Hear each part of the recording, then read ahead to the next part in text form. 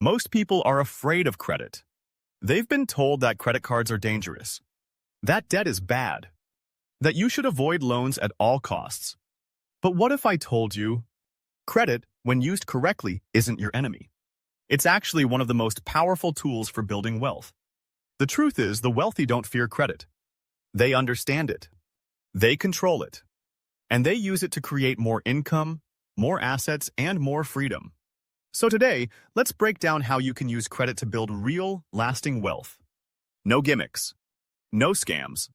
Just proven strategies that the financially smart have been using for decades. Let's start with the mindset. Credit is not free money. It's leverage. And leverage, when used properly, multiplies your opportunities. Think of credit like fire. If you know how to control it, it can cook your food and warm your home. But if you misuse it, it can burn everything you have built. So before you use credit to build wealth, you have to understand how it works. Your credit is simply your financial reputation. It tells lenders how trustworthy you are when it comes to borrowing money. And your credit score, that little 3-digit number, is your financial passport. It determines whether you get approved for a loan, what interest rate you pay, and even how much leverage you can access. A person with excellent credit can borrow money cheaply. A person with poor credit pays much more for the same loan or gets rejected entirely. So the first step in using credit to build wealth is mastering your credit score. The key factors that affect your score are simple: your payment history, your credit utilization, the length of your credit history, the types of credit you use, and your recent inquiries. If you pay your bills on time, keep your credit card balances low, ideally under 30% of your limit, and don't apply for too much new credit at once, your score will naturally rise. Once your credit score reaches the 700s or higher, the doors of opportunity begin to open. Now, here's where the wealth part begins. When you have strong credit, you gain access to low-interest loans, high-limit credit cards, and powerful financial products that others can't get. And if you use those tools wisely, you can create assets that generate income instead of liabilities that drain your wallet. For example, let's talk about real estate. This is one of the most classic ways people use credit to build wealth. Most millionaires in America own real estate not because they paid cash for it, but because they leveraged credit. They used a mortgage, a form of good debt, to buy an appreciating asset. When you buy a property using a mortgage, you are essentially controlling a large asset with a relatively small amount of your own money. Let's say you buy a $300,000 rental property with a 10% down payment. That's $30,000 of your money and $270,000 borrowed from the bank. If that property appreciates 5% in a year, you just gained $15,000 in value on an investment of $30,000. That's a 50% return, and it doesn't even include the rental income you could be earning each month. That's the power of leverage. That's how credit can accelerate your wealth. Now, let's move to another powerful strategy using credit cards like the wealthy do. Most people use credit cards for convenience to buy things they can't afford and then get trapped in high-interest debt. The wealthy use credit cards as tools. They use them to earn rewards, build credit history, and access short-term interest-free capital. Here's how you can do it too. Use your credit card for everyday purchases you already plan to make, like groceries, gas, and bills. Then, pay off the balance in full every single month. This way, you avoid interest entirely, but still get the benefits, cashback rewards, points, travel perks, and improved credit history. If you're disciplined, you can even use multiple cards strategically, one for groceries, one for travel, one for utilities, maximizing rewards while keeping your utilization low. Over time, your credit limits grow, and so does your financial flexibility. Some entrepreneurs even use 0% APR promotional credit cards to fund small business projects. For example, if a new card offers 0% interest for 12 months, you can borrow money essentially for free. Use it to start an online store, flip furniture, or invest in marketing, and then pay it off before interest kicks in. That's not reckless, that's smart leverage. Of course, this only works if you are responsible and you have a clear plan to repay what you borrow. Now, let's talk about business credit. Most people don't realize that businesses have credit scores too. Just like you have personal credit, your business can build its own credit profile, separate from your personal one. And this can be a game changer. With strong business credit, you can access business loans, credit cards, and lines of credit that do not rely on your personal income or credit score. This allows you to scale your business faster without risking your personal assets. Here's an example. Let's say you start an online business selling digital products.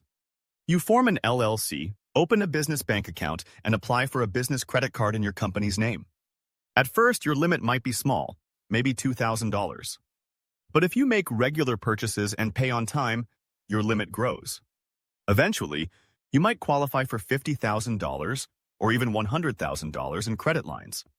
Now you have access to capital that can be used to buy inventory, run ads, hire help, or expand your product line without using your personal money.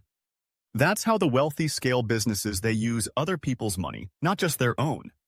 And speaking of other people's money, let's talk about something called OPM. It stands for other people's money, and it's the foundation of how credit builds wealth. Every time you borrow money to invest in something that grows in value, you're using OPM. The wealthy do this all the time. They take low-interest loans and invest in assets that earn a higher return than the cost of borrowing. For example, if you can borrow money at 5% and invest it in an asset earning 10%, you're pocketing the 5% difference using someone else's money. That's leverage in its purest form. Now, let's look at another example using credit to invest in yourself. This might be the most overlooked form of wealth building. When you use credit to invest in education, skills, or certifications that increase your income potential, that is also good debt.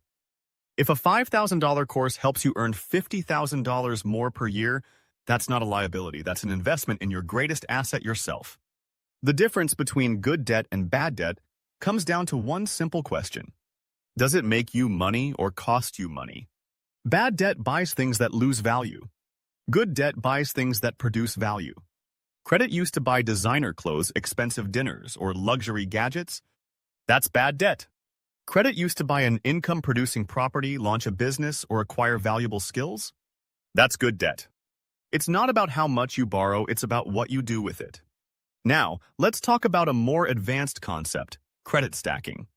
This is a strategy used by entrepreneurs to build multiple lines of credit across different banks without damaging their credit score. By spacing out applications and understanding how credit inquiries work, they can access hundreds of thousands of dollars in credit at low or zero interest. Then, they use that capital strategically to buy real estate, scale businesses, or invest in cash-flowing assets. It's not about taking on debt for the sake of it. It's about having access to capital when opportunity knocks. Because here's the truth. Wealthy people don't wait for the perfect time. They prepare in advance, so when opportunities appear, they are ready to move. And credit gives you that flexibility. Now, let's address the dark side. What happens when credit goes wrong? If you misuse credit, if you max out cards, miss payments, or borrow for things that don't grow, credit becomes a trap. Interest compounds against you instead of for you. The key is discipline. Never borrow what you can't repay. Always have a clear reason and a repayment plan before taking on debt. Credit is a double-edged sword. In the wrong hands, it destroys. In the right hands, it multiplies. So, how do you become one of the people who use it wisely? Start by cleaning up your current credit. Check your credit reports regularly. Dispute errors. Pay off high-interest debt as quickly as possible. Then, focus on using credit with purpose. Ask yourself, will this purchase bring me closer to financial freedom or further away from it? If it is an investment that creates income, builds assets, or improves your earning potential, it is likely good credit use. If it is a short-term pleasure that fades, it is not worth the cost. Once you develop that mindset, credit becomes a tool for empowerment, not enslavement. Remember, wealth isn't built by avoiding all risk. It is built by managing risk intelligently. The people who understand credit don't fear it. They master it. They know how to borrow strategically, earn more than they pay, and use leverage to scale their opportunities. That's the real secret. Credit can either buy you years of financial struggle or decades of financial freedom depending on how you use it. So use it wisely. Build your score. Pay on time. Leverage low-interest money to buy high-return assets. And always invest in yourself. Because when you learn to control credit, you're not just managing debt, you're mastering wealth. So the next time someone tells you, credit is bad, smile and remember this. Credit isn't bad. Ignorance of credit is bad. Those who understand how money moves are the ones who build empires with it. And in 2025 and beyond, the people who master credit will be the ones who rise while others stay trapped in fear of it. Don't be afraid of the system. Learn it. Use it.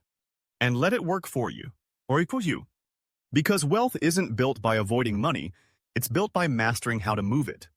So take control of your credit, build your reputation, use leverage with wisdom, and start creating wealth that lasts for generations. The tools are already in your hands. You just have to learn how to use them.